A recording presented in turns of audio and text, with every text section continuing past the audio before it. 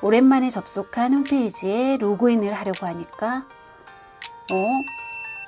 다들 이런 경험 한 번쯤 해보셨죠?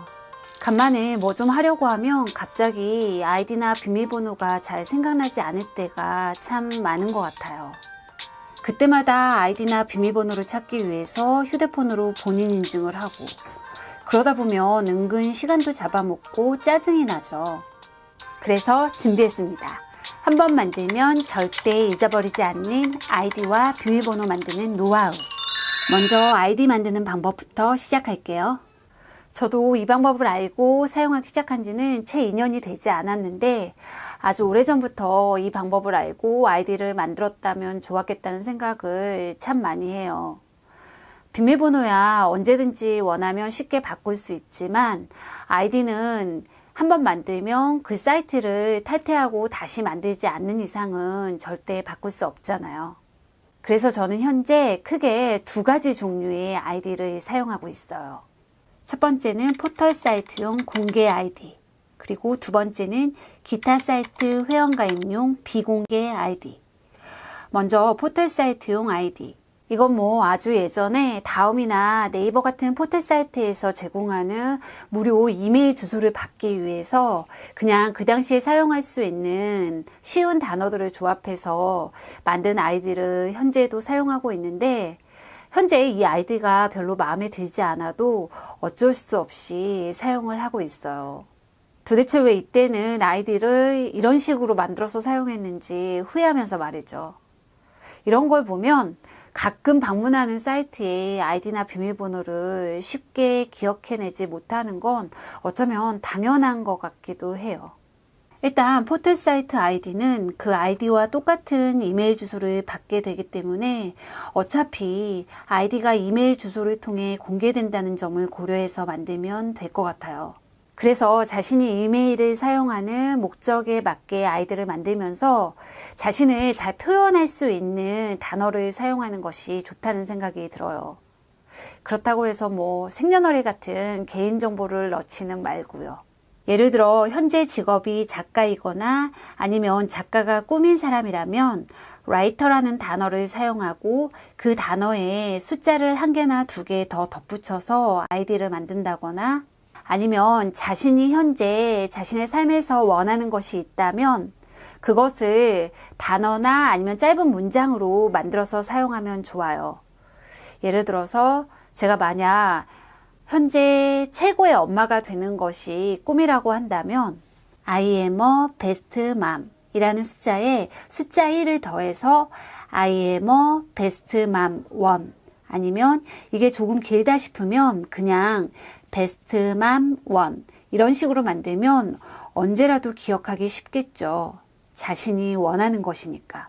저 같은 경우에는 이미 오래전에 만들어서 사용 중인 아이디는 어쩔 수 없이 현재도 사용을 하고 있지만, 제가 유튜브를 사용하고 만든 네이버의 새로운 아이디는 시티우먼 1이에요. 그냥 유튜브 채널에 이름을 넣어서 만들었기 때문에 이메일 주소도 당연히 시티우먼 1이 되고요.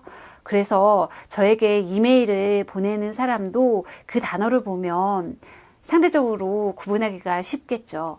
예전에 어떤 분은 자신의 사업 용도로 이메일을 하나 만드셨는데 보니까 자신의 휴대폰 번호를 넣어서 메일 주소를 만들었더라고요. 그런 방법을 사용해도 상대방에게 자신의 번호를 조금이라도 더 기억하게 만드는데 효과가 있겠죠. 그리고 다음은 공개되지 않는 아이디. 뭐 금융사이트라든가 휴대폰 통신사, 아니면 기타 인터넷 쇼핑몰이나 유튜브 같은 사이트에 회원가입을 할 때 사용하는 아이디는 특별히 나라는 사람의 아이디는 이거다라고 공개되지 않는 것이 좋잖아요. 그래서 이런 경우에는 포털 사이트에서 사용하는 아이디와는 좀 다르게 만들어서 별도로 사용할 필요가 있는 것 같아요. 물론 난 상관없어 라고 생각하시는 분들은 굳이 2개의 아이디를 사용할 필요 없이 그냥 하나를 가지고 사용해도 상관없고요.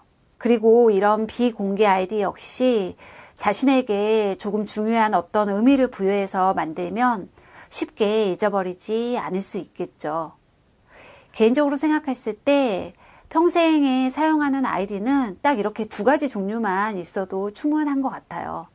그리고 이런 것도 일종의 미니멀 라이프죠 뭐. 어차피 사이트들마다 비밀번호를 조금씩 다르게 적용해서 사용하면 특별히 문제될 것이 없으니까요. 다음은 절대 잊어버리지 않는 비밀번호 만드는 방법. 사실 이게 좀 쉽지 않아요. 여러분들도 아시다시피 사이트들마다 비밀번호 체계가 조금씩 다르기도 하고, 또 요즘은 대부분이 숫자와 특수 기호를 사용하게 하는데, 특수 기호 중에서도 비밀번호에 사용될 수 있는 게 있고 사용될 수 없는 게 있어서 다 단일하게 하나로 통일해서 사용하기가 쉽지는 않은 것 같아요. 그리고 또 보안상 사이트들마다 같은 비밀번호를 사용하는 게 조금 찝찝할 수도 있고, 또 경우에 따라서는 주기적으로 비밀번호를 변경해 줘야 하는 경우도 있잖아요. 그래서 저 같은 경우에는 평소에 딱 2가지 종류의 비밀번호를 사용해요. 하나는 특수기호가 들어가 있는 것, 그리고 나머지 하나는 특수기호가 들어가 있지 않은 것. 그래서 로그인을 할 때 일단은 기본적으로 영어, 숫자, 특수기호 이렇게 3가지가 조합된 비밀번호를 사용을 하고, 입력을 해서 만약 오류 메시지가 뜨게 되면 그때 특수기호가 없는 비밀번호를 입력하면 로그인이 되니까요. 일단 대부분의 사이트들이 비밀번호를 잘못 입력해도 최소 3번 정도는 기회가 있으니까 특별히 문제될 게 없더라고요. 그래서 저는 평소에 비밀번호를 쉽게 기억하기 위해서 조금 의미 있는 짧은 문장을 비밀번호로 사용을 해요. 예를 들어서 현재 제가 원하는 것이 유튜브 구독자 5만 명이 되는 것이라고 한다면, 이 비밀번호에 이 5만이라는 표현을 넣어서 만드는 것이에요. 서브스크라이버 5만 이렇게 하면 똑같은 0이라는 숫자가 많이 반복돼서 사용이 불가능한 경우가 있기 때문에 서브스크라이버 5만 이런 식으로 만들어서 사용하는 방법이 있어요. 그런데 요즘은 많은 사이트들이 비밀번호를 만들 때 의무적으로 특수기호를 사용하도록 하고 있으니까 여기에 별표 같은 특수기호를 하나 더해서 서브스크라이버 5만 별표 이런 식으로 만들면 좋아요. 물론 이건 자신의 스타일에 따라서 아주 다양한 표현들이 나올 수가 있죠.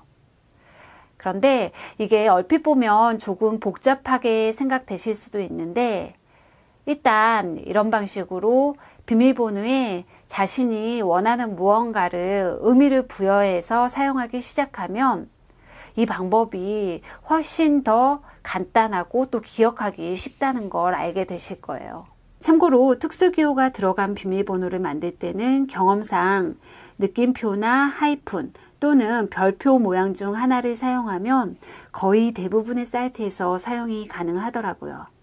그래서 비밀번호는 기본적으로 어떤 단어나 짧은 문장에 숫자를 더한 다음 마지막으로 특수기호를 더해서 만들어주면 좋은 것 같아요.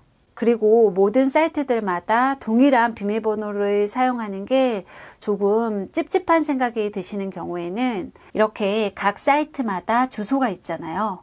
여기서 첫 번째 스펠링이나 아니면 마지막 스펠링, 그것도 아니면 뭐 3번째 스펠링 이런 식으로 하나를 정한 다음 앞에서 말한 방식으로 만들어 놓은 기본 비밀번호에 각 사이트를 나타내는 스펠링 하나 정도를 추가로 더해서 만들어주는 방식을 사용하는 것도 하나의 방법이고요. 예를 들어 네이버 비밀번호라면 I am a mom 1 별표 n 이런 식으로 만들 수 있겠죠. 그리고 구글의 비밀번호라면 I am a mom 1 별표 G 이런 식으로 사용을 하면 기본적으로 동일한 체계에 아주 조금만 변화를 주는 것이라서 상대적으로 기억하기가 쉽더라고요. 그리고 또 일정한 주기마다 비밀번호를 바꿔서 사용해줘야 하는 경우가 있잖아요. 이런 경우에는 미리 임시로 비밀번호를 스페어용으로 하나 더 만들어 두고 이 2개를 가지고 한 번씩 교체해 가면서 교대로 사용을 해주면 되고요. 게다가 이런 방식으로 평소에 비밀번호에 이렇게 평소에 자신이 원하는 거나 아니면 소망하는 것을 의미로 담아서 사용을 하게 되면은 로그인을 할 때마다 그 단어를 입력하게 되고 그것들이 자신도 모르는 사이에 잠재의식에 새겨져서 실제로 그 소망이 현실로 이루어질 가능성이 더 높아진다고 해요. 물론 이건 믿거나 말거나 여러분의 자유겠죠. 어쨌든 사소한 비밀번호 하나에도 이런 방식으로 의미를 부여해서 사용하는 센스. 여러분도 한번 활용해 보세요. 지금까지 제이였습니다. 그럼 우리 다음 영상에서 또 만나요.